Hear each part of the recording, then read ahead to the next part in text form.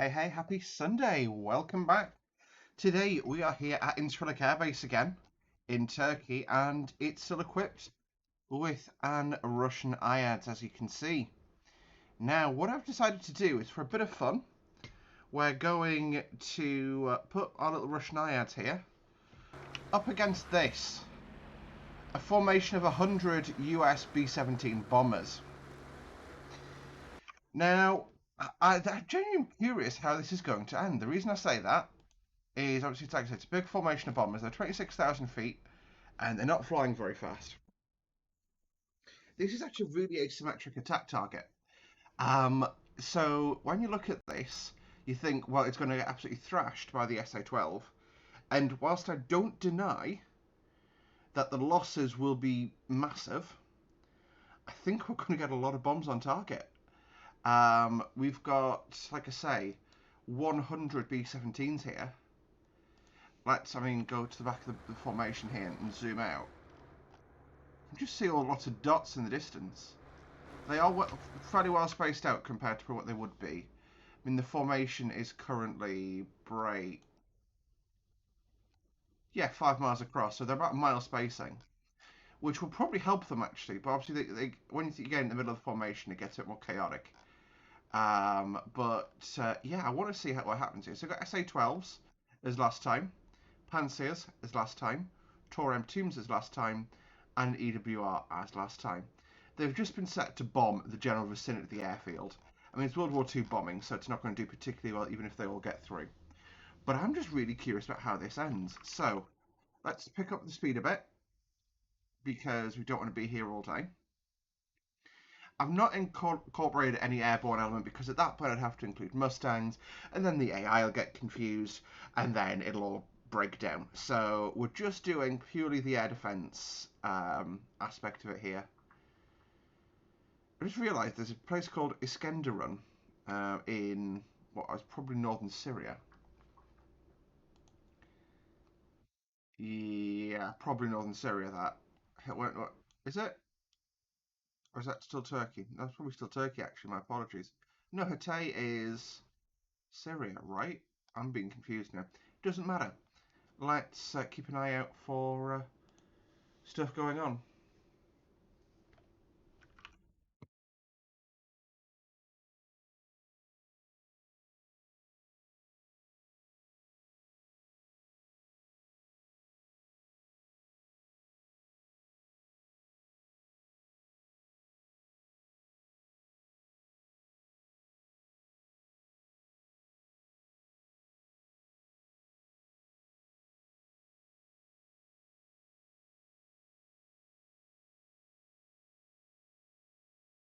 Okay, so we'll wait and...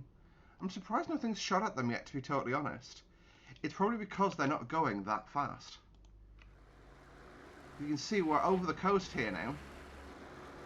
It's just not a very fast aircraft, 156 knots at IAS. Which is obviously a bit faster than that because of 26,000 feet. But you can see obviously why the B-17 got its nickname the Flying Fortress. 2 forward-facing 50 cals, 2 chin... so 2 chin-mounted 50 cals, 2 cheek-mounted 50 cals, 2 roof-mounted 50 cals, 2 waist-mounted 50 cals, 2 tail-mounted 50 cals, and a belly-mounted 50 cal. That's a lot of guns. Yeah, I'll be surprised if they get all the way over without being engaged. There's a non-zero chance that will happen, to be honest.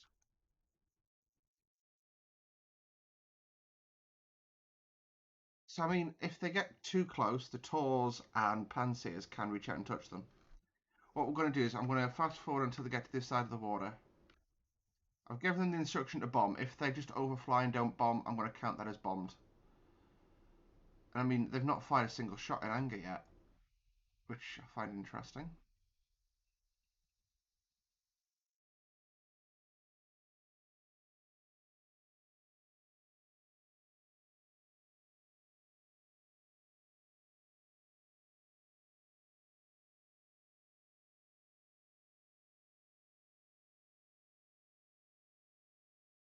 Maybe they just don't understand what this blob is. In theory, it's got no IFF ability, but they've got massive radar cross sections. So World War II aircraft, you think, in theory, are smaller, therefore have a smaller RCS. But these spinny roundy bits of wood on the front / metal create a massive RCS. So it's actually probably bigger than a comparatively sized turbofan, sorry, or turbojet even. It's like a low bypass, like F-15 or something like that. Like if it was, you know, an F-15, the wingspan for B-17, it'll have a smaller RCS, probably.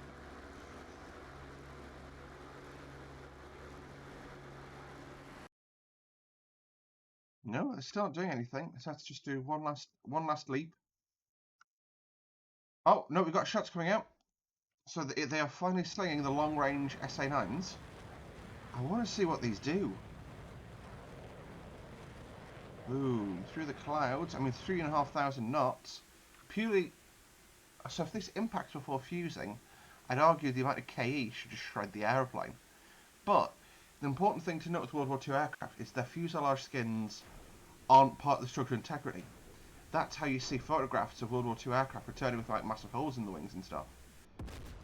Did that aircraft die? Or was it just fucked up? Out this sort of position in the formation.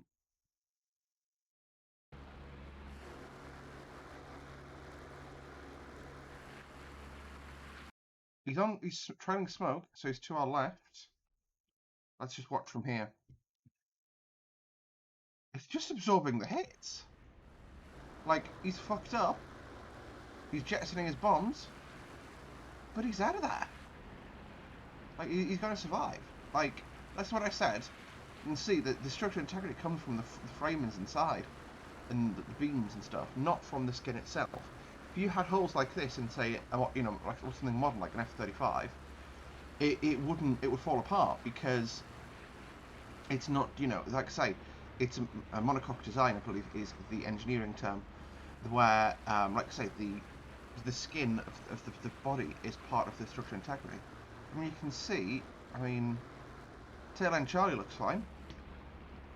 Pilots look like they've got some damage to their windscreens, but are fine. So let's watch the rounds compiling in here. What's this? Is this another SA-9 shot? All SA-9s at this point. They're slowing down drastically. Look at that. So actually, because we're high and really slow, that makes us a difficult shot for Russian irons. I want to go to one of the crumbs. I want to go to one of the ones that isn't damaged yet. There we go. So let's just keep an eye on this. So I mean, yeah, okay, so we've got one crew that have stepped out of their jet. No, yeah, they're going down. Sorry, I'm just like imagining that wailing sound of an aeroplane crashing. But they've stepped out. They're going parachuting to safety. And POW ship crossing under. You know what though? We've got one aircraft down, one aircraft probably aborting at this point, 3 aircraft heading home. So 4 aircraft aborting, probably 2 or 3 aircraft down, 5 aircraft aborting. That's still. I mean, if we put B-52s in this situation, I'll tell you now, they wouldn't do as well as this. Now, in theory, this missile should not be able to shoot anything down. Let's just watch. So it's going for a damaged, or an airplane that's very damaged.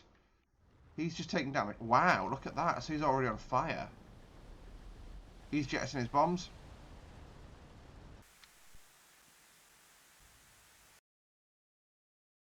So for some reason, they're not actually going to fly over the airfield and bomb it. They're all stepping out. Look at that. Wow. Oh, wow. Yeah, okay, that's a rather major failure of structural integrity. But you can see, again, the aeroplane's done a reasonably good job of surviving a lot of punishment.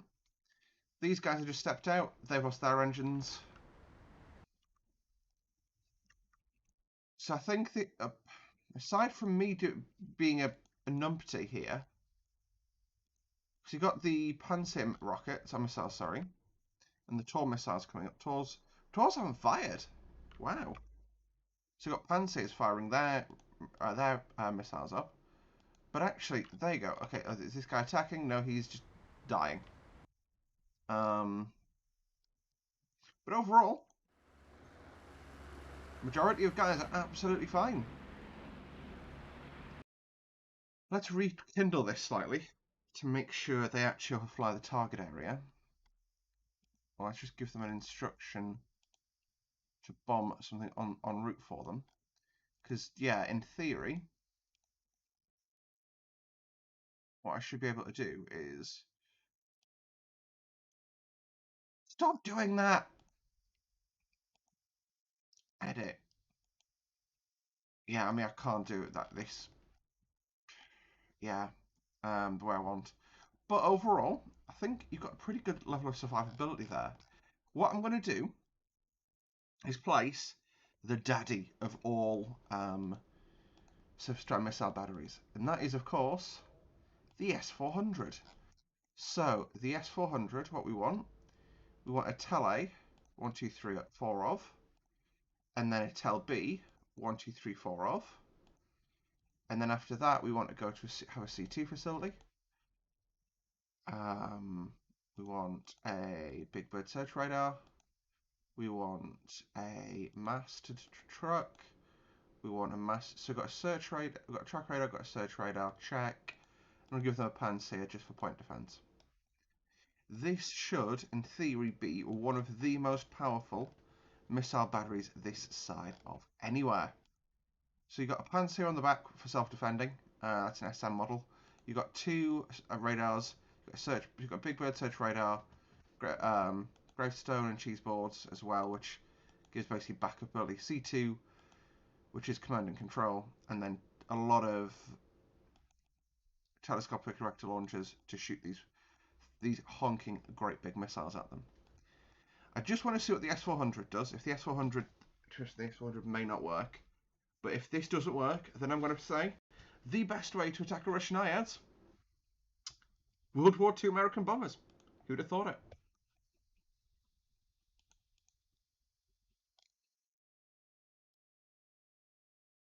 Okay, we'll go neutral, we'll go spectators, and we'll go to F10. So you can see the SA-21 here is, they are, yeah, the search radars are tracking, so they should be absolutely fine. What we'll do is fast forward time and just do it at about 60 times speed, just so we can watch it for shots coming up from here.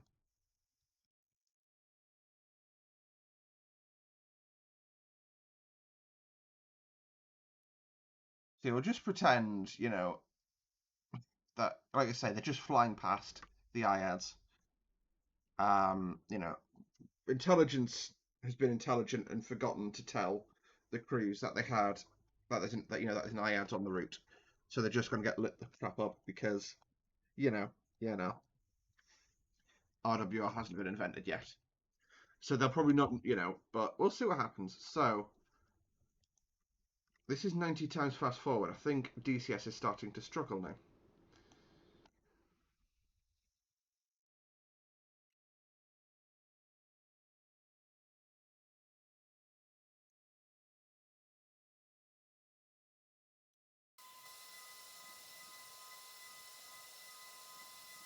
So fun fact, if you turn up the RPM by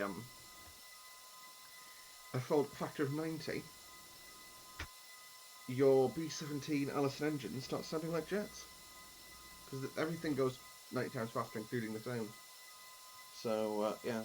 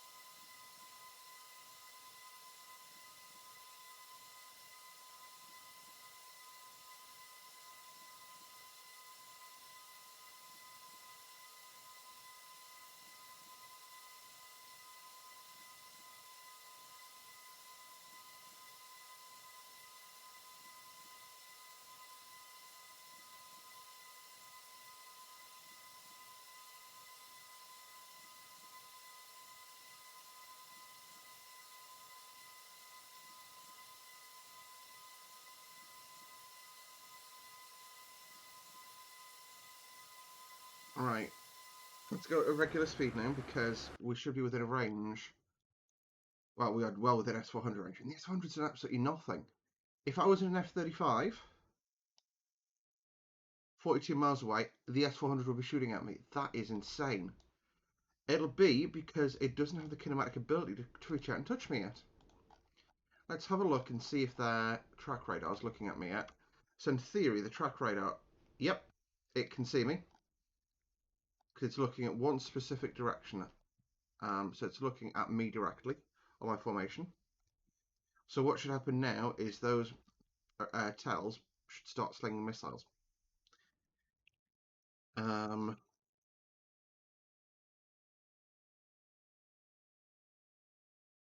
wait for them to cross over the water.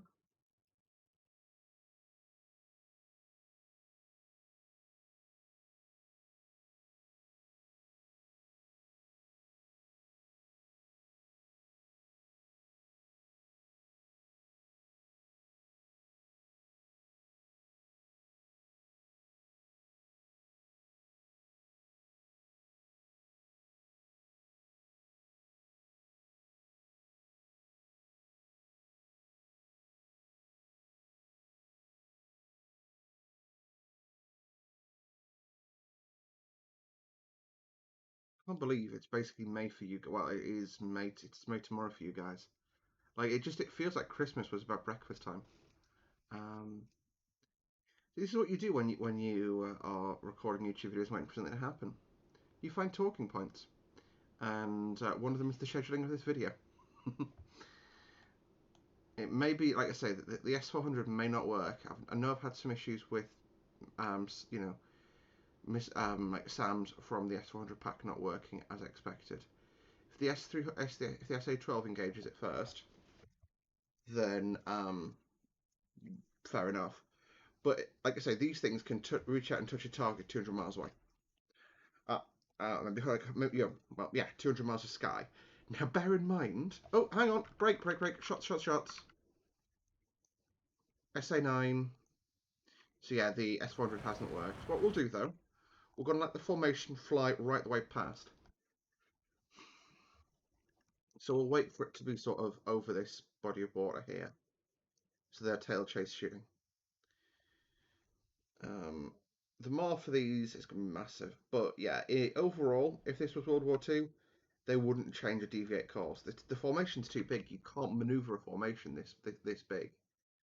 100 bombers is a sort of medium-sized raid, really, by US standards. You know, bear in mind we had raids of over 1,000 bombers by the end of the war. So there you go. First guys are aborting, which is fine. Turning cold. We're going to let them get over to here before we sort of tot up the losses. But overall, actually, I would say your losses are sub-ideal. But if we contrast this to 100 F-18s attacking the target, I can tell you who's going to come out on top. Or even heck, B-52s. You know, the B-17s are incredibly close. Is that SA-22s? This is our first SA-22 we've ever seen. Actually, no, yeah, this is the SA-22. No, that's a Panzer round, sorry. So Panzer's engaging.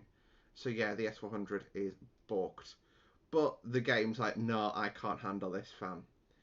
So it turns out, like I say, you will break DCS before you shoot down a 100 bomber raid using a respectably sized Russian IADS. That's surprising. I mean, with an IADS, the main thing you always go for when trying to kill one is size. Oh, well, overwhelming it. Sorry, I should say. So you know it's got 100 rounds. You know you put up 100 aeroplanes against it. One of them will get through. Simple as one of them will defeat the shot and get through.